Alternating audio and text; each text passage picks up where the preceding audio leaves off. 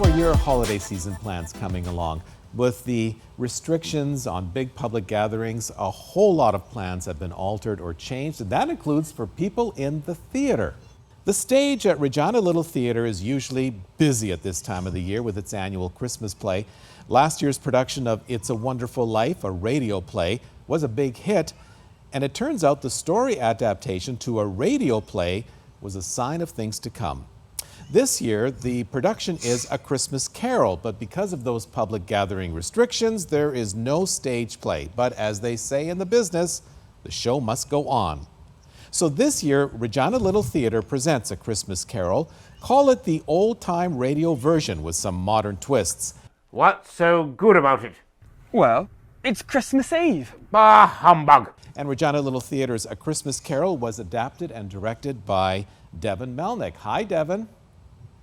Hello, how are you doing today? I'm very well, thank you. Well, you have all 4 of the episodes out there online right now.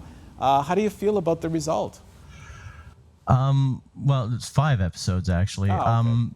But yeah, no, last one came out just yesterday on Wednesday, but I feel very relieved. I feel very good about the end product. There's those moments as a person who wrote and directed a thing where you listen back to it and you're like, I wish I can change everything about this, but if I remove myself from the equation, I think it's a really good show. I think it's a lot of fun. Well, it's all online. What led to the decision to do this? Because some groups would just cancel the production altogether. You decided not to give up. So what led to that decision?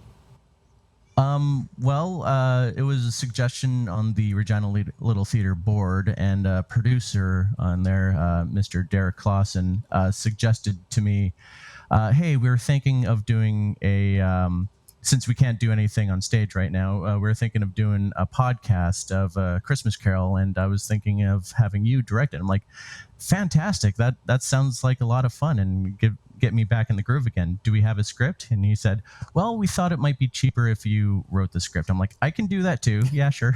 Sure. So it kind of sprung out from there. We started in I want to say September, and then it was just kind of like a mad dash to make sure that this was ready at a decent time in November and December. So that's kind of where we're at now. So you switched from the stage play that you're used to producing to just an audio or a good old-fashioned radio-style play for The Christmas Carol. What was the biggest challenge in making that adjustment? The biggest challenge was kind of figuring out the technical aspects, of course. Like when you're doing a stage play, it's one thing completely, and you do have a lot of sound effects, and you got to make sure that everything is timed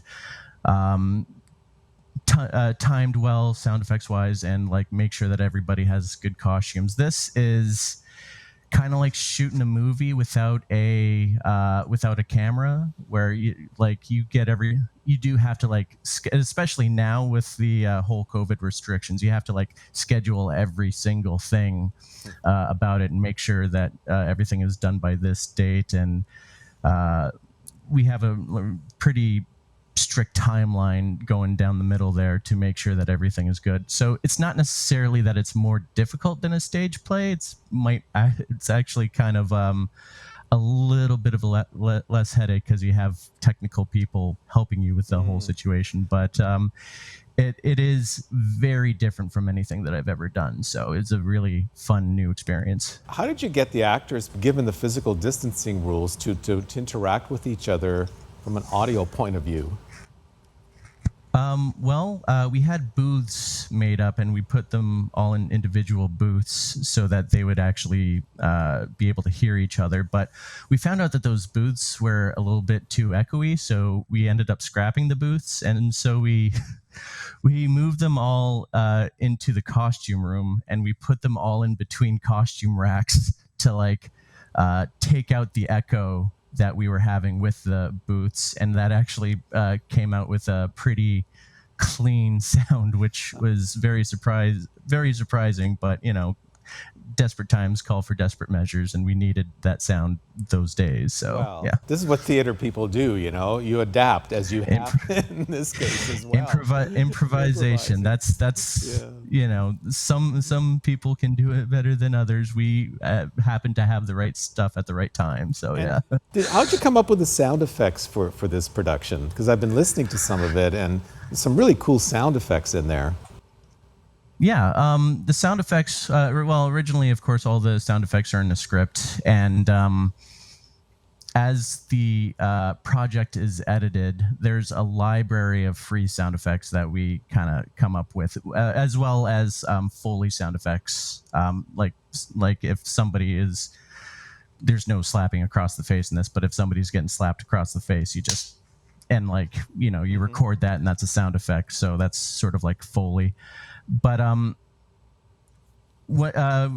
after the actual thing is edited to begin with, then we sort of do a sound effects pass and make sure that the sound effects fit. If they don't fit, most of them fit. But if they don't fit with what I'm looking for, then I ask to see if they can change. Sometimes I ask if they can add a sound effect in here in certain places.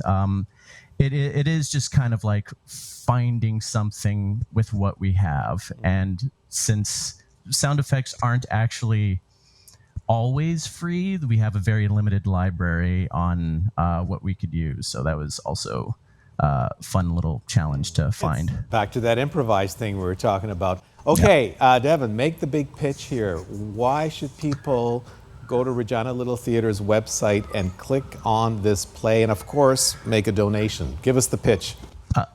Oh, absolutely. Well, since we are in a very tough time in our lives right now, it is kind of giving back to your community. You can listen to the whole thing right now, episode by episode. But if you go to reginalittletheatre.com/podcast and then eventually go to our Patreon, which is Regina Little Theatre, patreon.com/Regina Little Theatre, you can donate about, what did it say here? About $7.50, and you'll be able to get the entire podcast there, commercial free, all there. And giving that donation would really help out local community theater, since they're not making much money these days, and we would like to keep going. We're very passionate about what we do and what we bring out to the community, and we want to keep it going for as long as we possibly can. So anything you can give would be great. If you can't give anything, make sure you share it on Facebook. Go to our Facebook and Twitter page. And there's a lot more stuff there, and we hope to entertain you for the days, months, years ahead. And a donation and a listen to this Christmas Carol, the audio version would be a great start to keep that tradition going. Devin, thank you so much, and have a happy holiday season. You too, Costa. Thank you very much.